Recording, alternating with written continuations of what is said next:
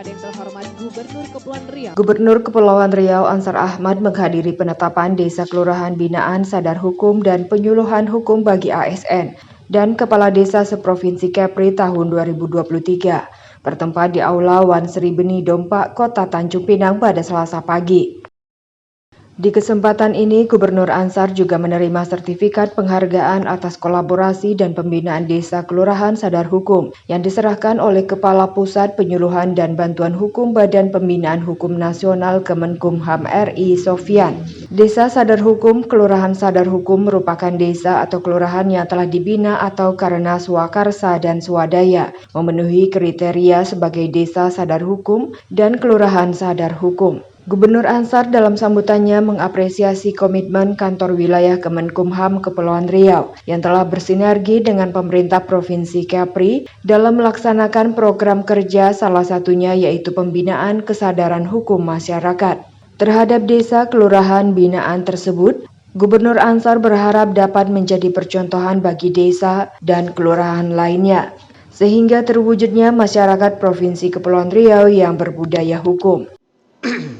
Pengetahuan akan hukum diharapkan mampu diimplementasikan dalam bentuk kesadaran hukum yang dapat dilihat dan dirasakan pada satu keadaan di mana tidak terdapat benturan-benturan hidup di dalam masyarakat.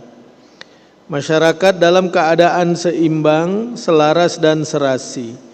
Hadirnya hukum dalam mengatur kehidupan masyarakat diterima secara sadar, bukan diterima sebagai paksaan.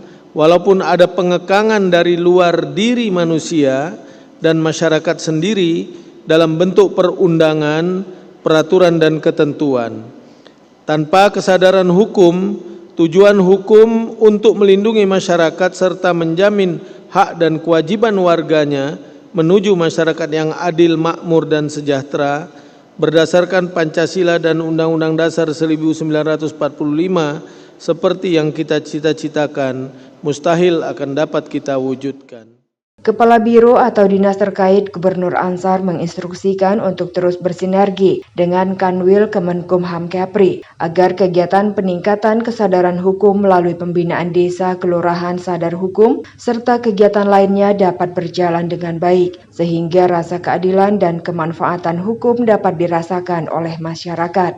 Sementara itu, Kepala Pusat Penyuluhan dan Bantuan Hukum Badan Pembinaan Hukum Nasional Kemenkumham RI Sofyan menyampaikan, sebelum penentuan Desa Kelurahan Binaan Sadar Hukum, pihaknya telah melakukan sosialisasi dan penilaian berdasarkan indikator penilaian yang terdiri dari indikator akses informasi hukum, implementasi hukum, akses keadilan, serta akses demokrasi dan regulasi. Oktarian melaporkan dari Tanjung Pinang. Kabupaten Lingga.